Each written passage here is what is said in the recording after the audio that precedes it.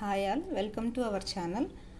నేను ఈ మొల్లా శివయ్య శివకుమార్ అనే వాడి మోసాలు బయట పెడుతున్నాను, అది అందరికీ తెలిసేలా చేస్తున్నాను, యూట్యూబ్లో వీడియోలు చేస్తున్నాను అని వాడికి తెలిసి వాడు నా మీద ఒక ఫేక్ స్టోరీ క్రియేట్ చేసి ఈరోజు యూట్యూబ్లో చెప్పాడు. అండ్ మన యూట్యూబ్ ఛానల్లో కింద కామెంట్స్లో ఫేక్ ఐడీస్ క్రియేట్ చేసి బ్యాడ్గా నెగిటివ్ కామెంట్స్ పెడుతున్నాడు. ఒరే చెత్త శివయ్య, నువ్వు వేరే వాళ్ళ యూట్యూబ్ ఛానల్లో నెగిటివ్ కామెంట్స్ పెట్టేటప్పుడు ఫస్ట్ ఆఫ్ ఆల్ నీ ఛానల్లో నీ వీడియోస్కి కామెంట్స్ టర్న్ ఆన్ చేసుకొని వచ్చే నెగిటివ్ కామెంట్స్ని డిలీట్ చేయకుండా షో చేసుకో. డిలీట్ చేయకు నెగిటివ్ కామెంట్స్. నీ ఛానల్కి ఎన్ని నెగిటివ్ కామెంట్స్ వస్తాయో తెలుస్తుంది. నువ్వు కానీ అలాగా కామెంట్స్ ఆన్ చేసుకొని నెగిటివ్ కామెంట్స్ డిలీట్ చేయకుండా ఉంటే నీ బతుకు ఇన్ని సంవత్సరాలు సర్వైవ్ అయ్యేదే కాదు. నువ్వు వెధవ పనులు చేసి కామెంట్స్ ఆఫ్ చేసుకొని డిలీట్ చేసుకొని ఫేక్ ట్రైనింగులు చేసుకొని ట్రైనింగుల మీద ఇన్వెస్ట్మెంట్ మీద బతుకుతున్న ఫేక్ బతుకునేది. నీలాంటి అవసరం ఎవరికీ లేదు. నువ్వు నీ ఫ్యామిలీ బేవర్స్ ఫ్యామిలీ కాబట్టి ఇట్లా మోసాలు చేసి బతుకుతారు. మిగిలిన వాళ్ళకి ఎవరికి అవసరం లేదు ఫేక్ బతకాల్సిన అవసరం. చెప్పాను కదండి, వాడిలాగా నేను గాల్లో మాటలు చెప్పను, అన్ని ప్రూఫ్స్తో చూపిస్తాను అని. నేను అలాగే చూపిస్తాను. ఇది జస్ట్ బిగినింగ్. మీకు ఇంకా చెప్పాను కదా, సిరీస్ ఆఫ్ వీడియోస్ వస్తాయి అన్ని విత్ ప్రూఫ్స్ తోటి వస్తాయి ఏదైనా సరే. ఈరోజు వాడు నా గురించి ఏం చెప్పాడో విందాము ఈరోజు వీడియోలో. నిన్న జరిగిన ఇంకో ఇన్సిడెంట్ 2021లో మా ఆఫీస్కి ఒకడు వచ్చాడు. ట్రైనింగ్కి వచ్చాడు. అంతకుముందు రియల్ ఎస్టేట్ ట్రైనింగ్కి వచ్చి, సార్ నేను సూపర్ మార్కెట్ పెట్టినా లాస్ అయిపోయినా, నాకేమన్నా ఇన్వెస్ట్మెంట్ కొంత అమౌంట్ కూడా ఉంది, ఇన్వెస్ట్మెంట్ చేస్తా లేకపోతే ఇంకోటి చేస్తా, ఏమైనా హెల్ప్ చేయండి సార్ అన్నాడు. సార్ ఇన్వెస్ట్మెంట్ తర్వాత నువ్వు విల్లాస్ రెంటలు రీసేల్ మొదలుపెట్టు చేసుకో అని చెప్పిన, కొంత ఇన్వెంట్ ఇచ్చిన, కొంత క్లయింట్స్ కూడా ఇచ్చిన. వాడు చెప్పే ప్రతి విషయానికి నాకు కౌంటర్ ఉంటుంది. ఇప్పటి వరకు వాడు చెప్పిన దీంట్లో ఉన్నది ఒకే ఒక్క నిజం ఏంటంటే 2021లో మేము వాడిని అప్రోచ్ అయ్యాము అనేది కరెక్ట్. 2021 అనేది మాత్రమే కరెక్ట్. తర్వాతది ఏంటంటే వాడు ఏమన్నాడంటే, వాడు మా హస్బెండ్కి వాడు చెప్పేది మా హస్బెండ్ గురించి, మా హస్బెండ్కి ఇన్వెంటరీ ఇచ్చి క్లయింట్స్ని ఇచ్చాడంట. వాడి బతుక్కి వాడి జీవితంలో వేరే వాళ్ళకి హెల్ప్ చేసింది లేనే లేదు ఇప్పటివరకు. ఎదుటి వాళ్ళని మోసం చేయటం తప్పితే హెల్ప్ చేసే నేచర్ వాడికి లేనే లేదు. ఆ విషయం వాడి దగ్గర ట్రైనింగులు తీసుకున్న కొన్ని వేల మందికి తెలుసు. 1 lakh రూపీస్ ట్రైనింగ్ 3 months అని చెప్పేసి 2 days క్లాస్ పెట్టి, తర్వాత 3 months మీకు మేము ఇన్వెంటరీ ఇస్తాము, క్లయింట్స్ని ఇస్తాము, మీరు జస్ట్ డీల్స్ క్లోజ్ చేసుకోవడమే అని చెప్తే ఎంతోమంది పాపం ఆశపడి, సరే 1 lakh కడితే ఒక డీల్ అయితే మనకి ఒక 1 lakh 2 lakhs అన్న వస్తుంది, మనకి ప్రాఫిట్ అవుతుంది అని ఆలోచించి, వీడేదో నిజంగా ఇన్వెంటరీ ఇస్తాడు క్లయింట్స్ని ఇస్తాడు అని ఆశపడి ఎంతమంది జాయిన్ అయ్యి మోసపోయారో. ఒక పెద్ద బ్యాచ్ ఉంది 1 lakh క్లాస్ అని చెప్పేసి. 50,000 క్లాస్ ఉన్నాయి. ఇలాంటివి 10,000 క్లాసులు, 20,000 క్లాసులు, ఇలాంటివి కొన్ని వేల మందిని మోసం చేస్తాడు వాడు.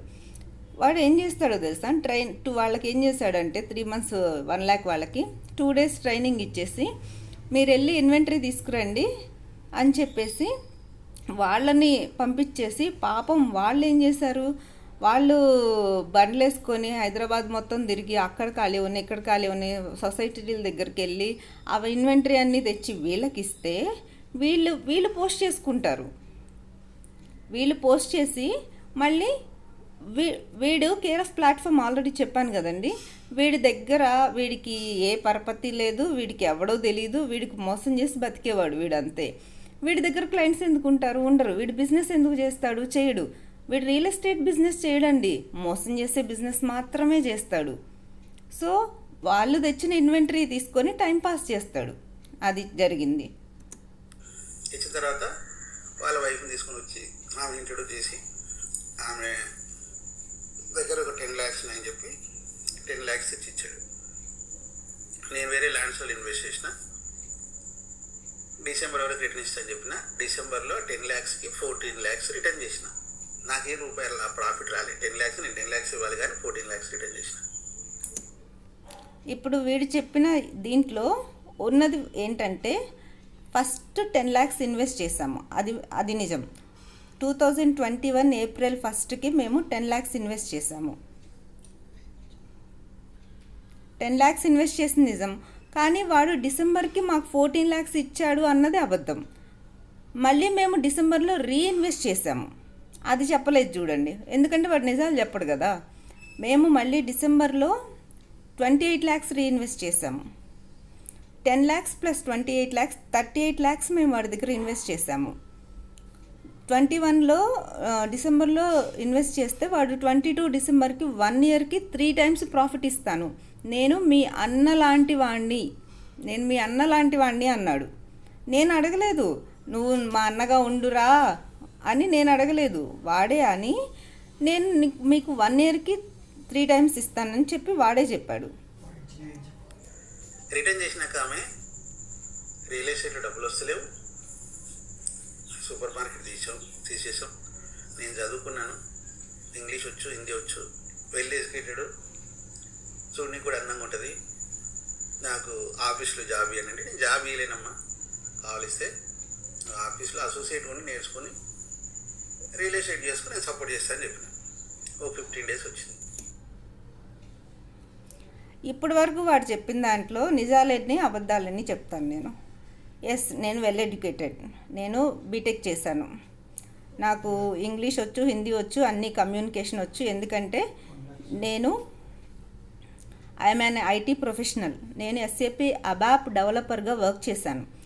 యాక్సెంచర్ రాయదుర్గం బ్రాంచ్లో వర్క్ చేశాను అండ్ మౌరిటెక్లో వర్క్ చేశాను. నేను ఐటీ జాబ్ చేశాను. వీడిలాగా పనికి మాలిన యూట్యూబ్లో వీడియోలు చేసుకొని జనాన్ని మోసం చేసి బతకలేదు. So I'm a professional.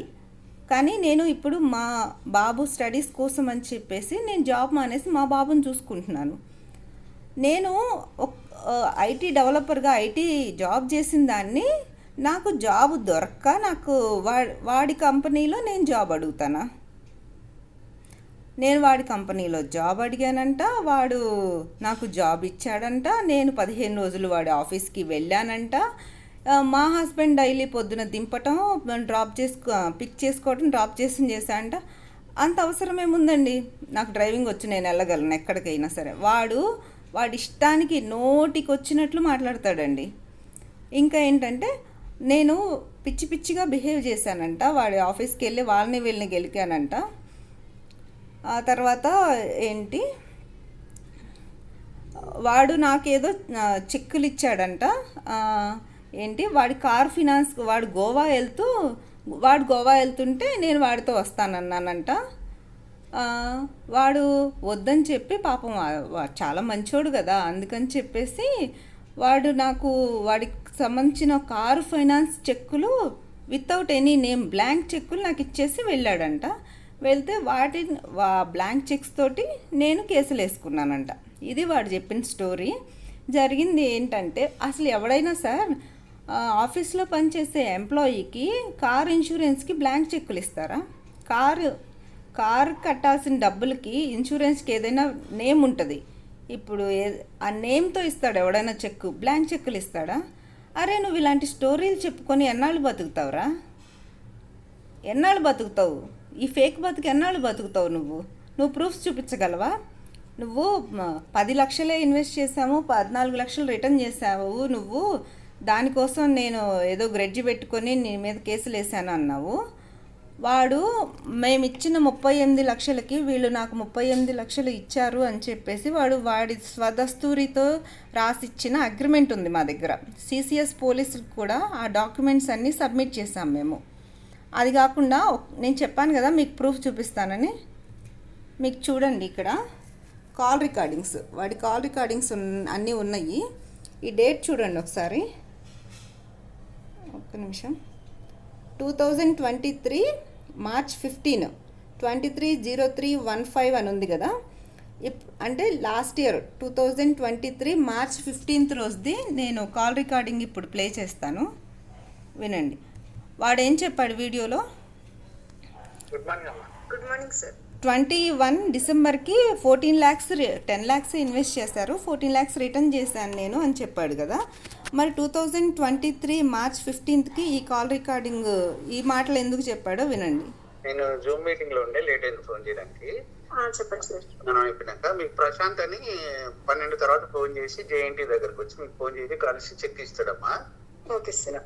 నేను మళ్ళీ ఊరికి వెళ్ళిపోతున్నాను ఇప్పుడు, ఎందుకంటే ఇప్పుడు మనకి అమ్మిన ల్యాండ్ ఒక కంపెనీ ఉన్నది, లిమిటెడ్ కంపెనీ. వాళ్ళకి ఇప్పుడు ఏం చెప్పాడండి, ప్రశాంత్ అనే పర్సన్ వచ్చి మీకు చెక్కులు ఇస్తాడు అన్నాడు. అదేంటంటే అండి, వాడు మేము ఇన్వెస్ట్ చేసినప్పుడు వాడు 10 ల్యాక్స్కి ఒకటి, 28 ల్యాక్స్కి ఒకటి, జస్ట్ అసలుకు మాత్రమే డిసెంబర్ 2022 వరకే డేట్ వేసి చెక్కులు ఇచ్చాడు. ఆ చెక్కులు డేట్ అయిపోయినాయి, వేరే చెక్కులు ఇవ్వండి, అమౌంట్ ఇవ్వడం డిలే చేస్తున్నాడు. సరే అట్లీస్ట్ చెక్కులు అయినా ఇవ్వండి అని అడిగితే మార్చిలో 22 డిసెంబర్కి చెక్కులు డేట్ అయిపోతే మార్చి 15th రోజు చెప్తున్నాడు చూడండి, ప్రశాంత్ అనే అతను చేత చెక్కులు పంపిస్తున్నాను, ఆ చెక్కులు తీసుకోండి అని చెప్తున్నాడు. వినండి.